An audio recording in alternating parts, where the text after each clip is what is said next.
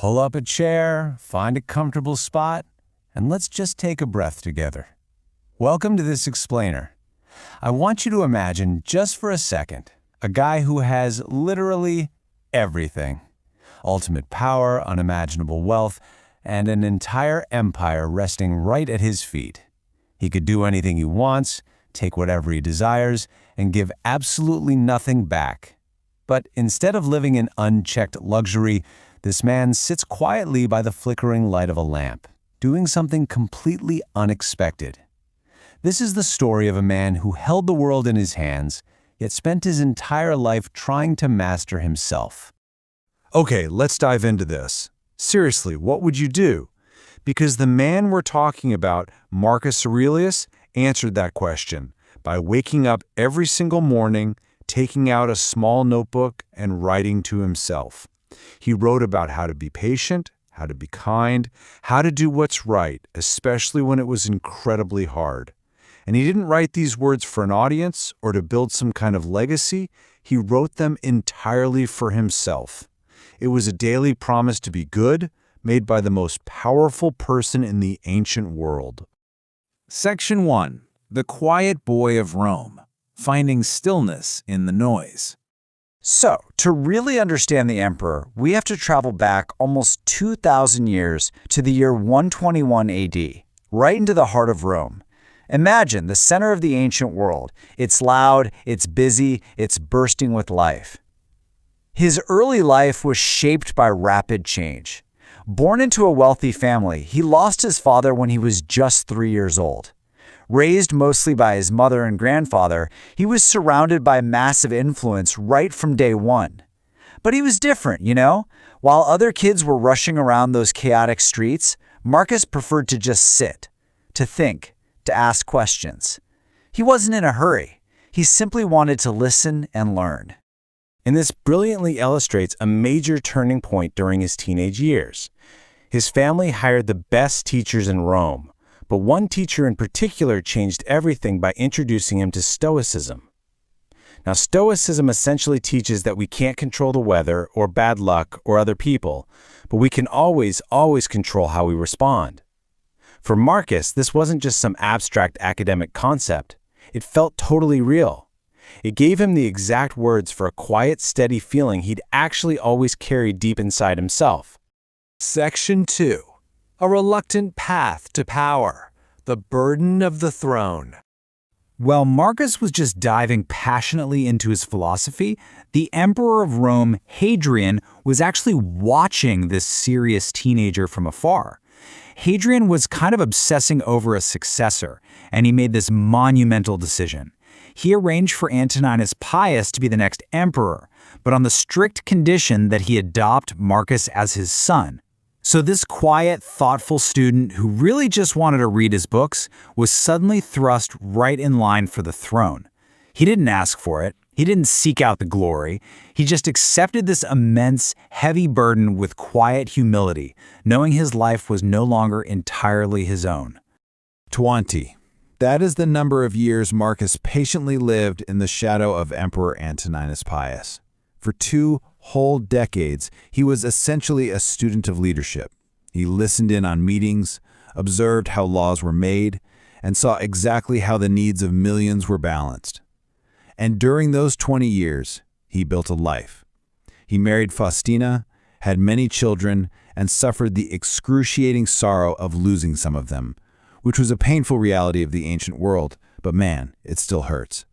Through profound personal grief and the immense pressure of his role, he always returned to his philosophy, facing both joy and pain with this steady, stoic grace. Section 3. Chaos, Plague, and War, Ruling in the Storm. In the year 1601 AD, Antoninus Pius peacefully passed away. The quiet student was finally leading the empire, and almost immediately, the world just threw everything it had at him. Now, what's really interesting about this unprecedented move is how he responded. Rome had always had one emperor. Absolute power meant absolute power. But Marcus refused to rule alone. He elevated his adopted brother, Lucius Verus, to rule right beside him. To Marcus, sharing power wasn't a sign of weakness at all. It was profound wisdom. The empire was simply too large and complex for just one guy to handle. And that practical thinking was tested right out of the gate. Soldiers returning from a grueling, victorious war in the East brought back a devastating plague. It swept across the empire, killing millions, breeding absolute terror and chaos. But Marcus didn't panic. He didn't lock himself away in a lavish palace to hide from the dying. He organized help. He kept the machinery of government moving. Even as his entire world seemed to be falling apart, he stood incredibly steady, kind of like a deeply rooted tree in a terrifying storm. Section 4. The Emperor's Private Diary. A Sanctuary of the Mind. The great irony of Marcus Aurelius is that a man who deeply, truly loved peace spent most of his reign on the freezing northern borders fighting off Germanic tribes. I mean, just imagine him there, exhausted, freezing cold, missing his home, sitting alone by the dim light of an oil lamp, just trying to keep himself together. He wrote, and you can almost hear the weariness in his words, "You have power over your mind, not outside events. Realize this, and you will find strength." These weren't grand declarations for the public. They were desperate, honest reminders to himself. He was his own teacher. These private writings were never ever meant to be read by anyone else. Today, we call them meditations. Section 5. An Imperfect Human Being. The Weight of Mistakes. As we draw closer to the man, we have to remember he wasn't flawless. So the crucial point is this. Under his administration, early Christians, who were viewed as a threat to the traditional Roman social order, were sometimes terribly persecuted and punished for their beliefs.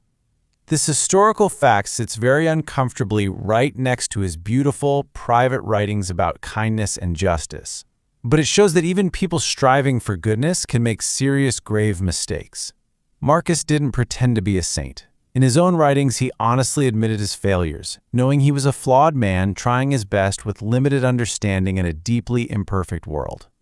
He also struggled profoundly as a father.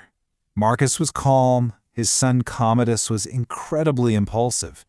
Marcus loved wisdom. Commodus loved power and spectacle. They were total opposites. Yet Marcus made the tragic choice to name Commodus as his heir. Historians question this decision to this day.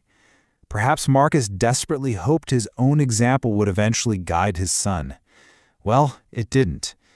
And that must have been a quiet, heavy heartbreak Marcus carried with him every single day toward the end of his life. Section 6. A Legacy of Wisdom. The End of a Journey. By the late 170s AD, Marcus Aurelius was deeply, deeply tired. He returned to the freezing northern frontier to finish the job he started, and it was there that he fell ill for the last time. He knew the end was coming, and the accounts say he was entirely at peace. He had already written, "It is not death that a man should fear, but rather he should fear never beginning to live. And my God, did he live!" He carried the massive, crushing weight of the world with as much grace as any human being possibly could, until he finally closed his eyes in March of 180 AD. When the news reached Rome, the people didn't just mourn an emperor. They mourned the loss of a genuinely good man. Let's move to this next part and see how this builds into our own lives today. 2,000 years later, what do we actually take from this guy? Well, power without wisdom is dangerous, but wisdom without action is utterly useless. Every single day you have a choice. When the world pushes you, you can choose anger and blame, or you can choose calm and thought. And perhaps most importantly, Marcus proved that even the most powerful man on earth needed to sit down every morning and remind himself to be a student. Which brings us right back to you. How will you choose to respond to your own difficulties today? The obstacles in front of you aren't an empire or a Roman plague, but they are yours, and they are very real. You are doing the work right now, taking the time to learn, to focus, to understand the world a little better through this explainer. That takes the exact same quiet determination Marcus showed in his tent 2 millennia ago. So keep learning, keep stepping forward, and remember, the most important battle is always the one inside yourself.